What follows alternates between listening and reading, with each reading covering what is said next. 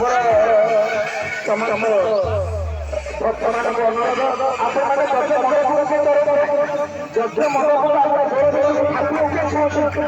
ଆପଣ ଯଦି କେବେ ଖାଇନଥିବେ ତ ଆଉ ତେଣୁ ମଣ୍ଡପ ତଳେ ମଣ୍ଡପ ତଳେ ଠାକୁରଙ୍କୁ ଦର୍ଶନ କରନ୍ତୁ।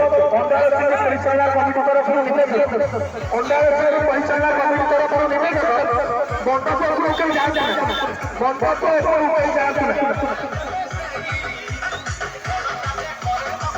ମୋର ସମସ୍ତ ମାମାନଙ୍କୁ ନିବେଦନ